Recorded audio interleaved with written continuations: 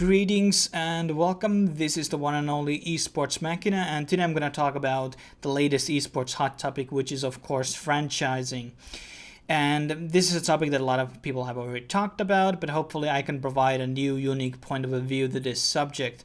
And it's a really major thing for the industry because it affects League of Legends, OverWatch, and even CSGO to some extent, and probably a lot of other future esports titles if they get big enough.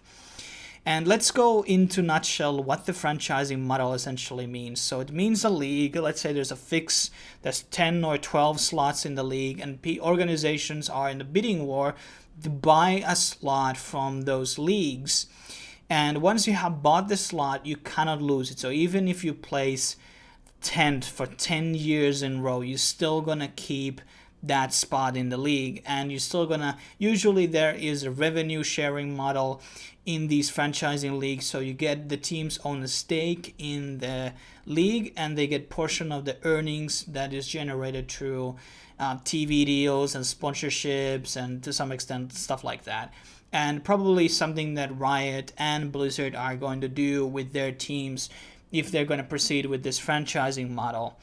And the good side, then there's the bad side. So, okay, there's actually more of the good side. So there is, of course, and also the franchising model brings more stability. Players can have longer careers, more, like a consistent flow of income, okay?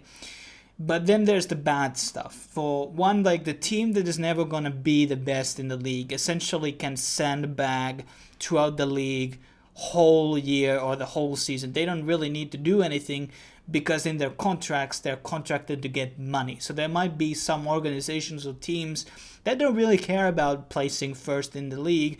They're there for the sponsorship money and like getting attention for their brands. So essentially it doesn't matter if they place last and they can just send back and shit like that.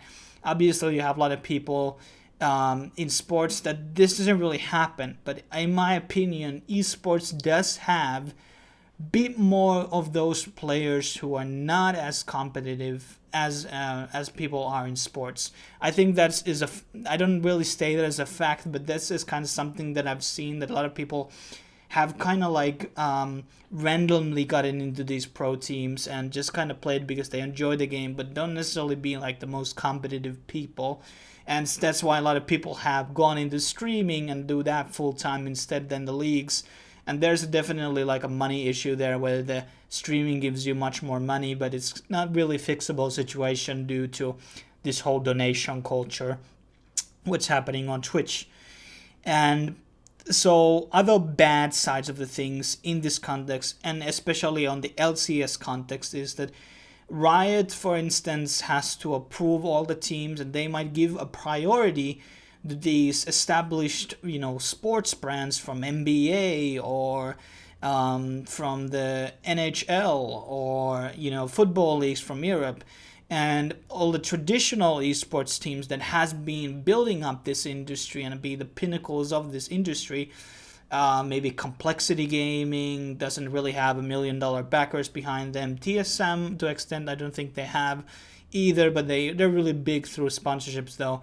And sure, you have teams like Liquid and Dignitas taking a lot of money these days from venture capitalists, and they are partnering, like they are owned by sports teams to some extent, at least Dignitas is. And then you have FC Schalke in the scene as well, among others. And they just keep coming up. You had in my home country, you had the Helsinki Reds, which is the biggest football league in my country, picking up an OverWatch team, and that's just one of those examples where the native real esports organizations are getting really resorted to take money from venture capitals or being acquisitioned by these big sports companies, I guess, to really stand by. And I don't really like that idea because it's really a big fuck you to the people who built up this industry. It's not Riot or it's not Blizzard who built it up in the industry. It was a bunch of people, it was the organizations, it was the players, and all these people who were in the scene like 10 years ago, 15 years ago, in the infancy, and stuck through the industry and didn't leave like some organizations did. They came here for a while. Everybody remembers Baba John's. But yeah, it's just one of those things where sponsorships came for a period of time and then left the fuck out. And there is, as I mentioned, some of those concerns already, like there is that sandbagging reality, or teams just really not playing seriously on the leagues. Then there's the other problem: if you're establishing teams based on like cities or countries, and you try to build up a national following, but if you're gonna have like import players, let's say there's gonna be a Finnish team, but there's gonna be 5 Russian imports, it's not gonna get like a very good following from the Finnish people because they don't like Russians.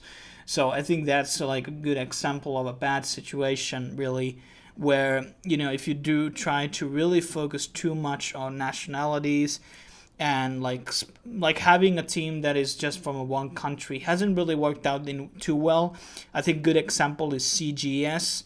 And CGS was a franchising league. Essentially had teams and leagues there, and they fixed some of the matches there to make the viewership go up, and hype the storylines and shit like that. They fixed a lot of the games.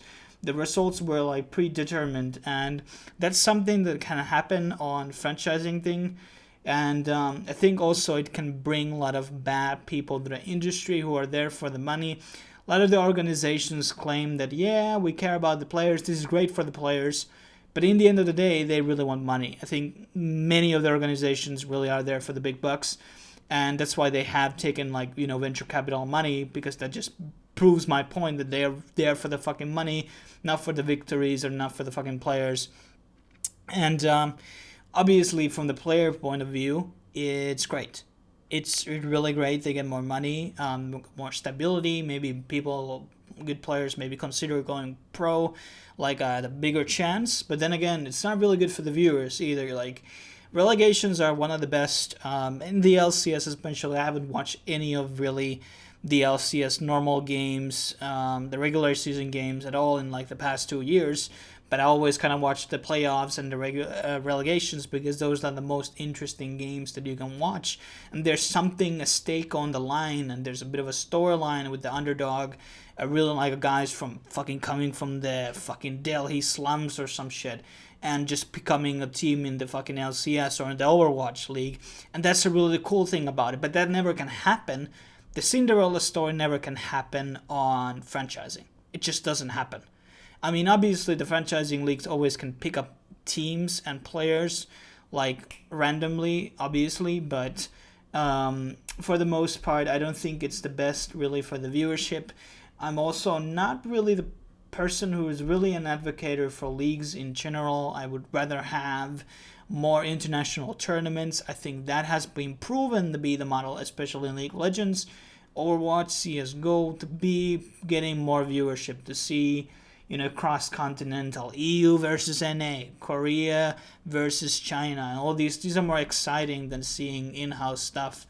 That's why I think that also proves in the Olympics. But Olympics, they got their own flaws, and it's like organizations like FIFA and Olympics that are super corrupted. I'm not saying that the NBA or the NHL organizations are super corrupted or anything like that, but I rather would not have them in the industry. I would rather have the people who are very passionate about the industry, such as Dignitas and Complexity Gaming, that has been around the whole industry for a very long period of time. But it's just hard to see how this is going to pan out. But I think people are going to be burned out by leagues. I think attention spans are becoming lower generation by generation. I think people want to watch, a tournament on the weekend. I think that is just a better model. That is obviously I'm biased, but that's what I would like to see. And hopefully, in the bad case scenario, a lot of future esports stars will go with the franchising model as well. I don't think Smite essentially will go with something like that, or Paladins, but I think it requires for you to be somewhat big game first in order to really to go there. And that's kind of the good thing about it, though, because the grassroots like Evo will stay the same, and it will stay really cool, type of like a one type event. Well, we got two of them now because of the Evo Japan, but it's gonna be really cool for the smaller games, I guess, because they probably won't go with their franchising model because you have to have the numbers there. The other problem is, Thori made a really good video about this, like the disingenuous people who have been like giving information to these mainstream sports that, oh, we have these and these numbers. Like most of them have been skewed. Like CSGO was a really good example. I was telling, nobody really agreed me or nobody believed me, but I was saying when they were giving those loot drops, for example, on the Twitch streams on the ESL games and ESL tournaments, there were a lot of people botting there just to get that chest that's worth like 20 euros or something. People were botting. There was like 30,000 people were botting the tournaments, and Twitch has been botting themselves and allowing tournaments. I remember still Infinite Crisis tournament. This was like a tournament that, it was like, I don't remember what it was, but I like 10,000 views. Then I went to the chat, I saw like 30 people there, and obviously it was fucking botted, and Twitch just let it happen. And that's just really, I don't want to see corruption, I want transparency, and we don't really need those skewed numbers because it's just going to bring out very shady people into the industry. We had those a lot in the past, we don't want them more. And there are good things that really come with the big sponsors and all that, but you have to also value the thing that really nobody really picked up, is that if people like Bjergsen or Doublelift are getting like, I don't know, 500,000 salaries for the year, are they really worth the money? Are they really worth the money? Isn't it overvaluated pay a bit? I mean, I'm not that guy who says like you shouldn't get paid for playing video games, but I'm saying like I think there's a big bubble in esports right now, especially in the salaries. I don't think people should be eating noodles every day, but I think definitely LCS salaries are definitely overhyped, based on overpriced, overwaged, I don't know where, based on the revenue that LCS generates for the teams. Obviously Riot, for example, is looking on other solutions to increase the revenue generated by the league by having in-game content, having broadcasting rights for, I guess, like there was some app in the coming. And then there was, of course, maybe selling it to ESPN and etc. and having some fees with them.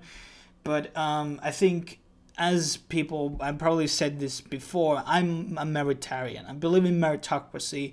The best should be at the top, the losers at the bottom. That's how I feel.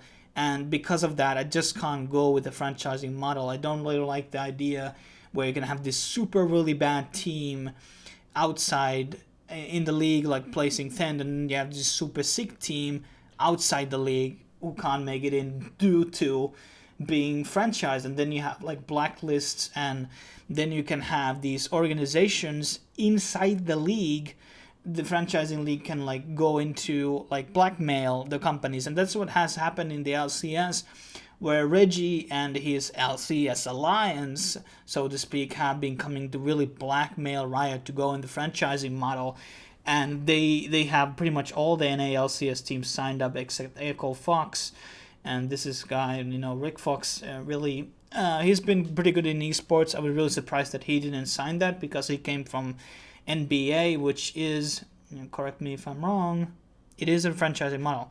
So definitely, there is a problem when you give the teams too much power, because they can blackmail you. They can also blackmail players and like agree upon themselves, like, okay, we're gonna like trade this and this player. I just think it's just a very good way to really get into a very corrupted model. And when you give people power, they get corrupted. That just is the way, really the nature of people. And even though if one wouldn't get corrupted, everybody else is, so it doesn't really change the situation. It doesn't make it easier.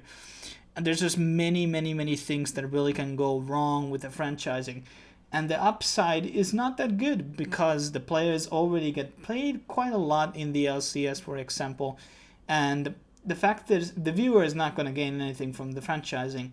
I think one tidbit that I have to pull out, though, is in the duration of EU LCS, there has been 24 different organizations playing in the EU LCS. Some of the times there was just simple renames, but 24 different organizations or different names. In the NA LCS there has been 25. And definitely not that big number, because the first 3 seasons were with 8 teams, and then you were moving the 10 team model. So essentially there hasn't been that many changes, and there has been a couple of teams, especially in NA, TSM, CLG, and Dignitas has been like pretty much the whole 4 years has been inside LCS. Dignitas got relegated for a while but came back. So essentially there is stability if you're good. So get good, and obviously, like, you know, I think it's also kind of like the sponsors would have to give more leeway. If they don't want to sponsor a team, they might get relegated the next season.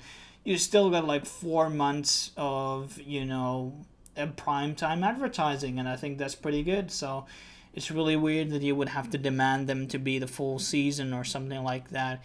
And it's not like a lot of the people don't stream or don't have any outside appearances throughout when they're not in the LCS, so there's that too.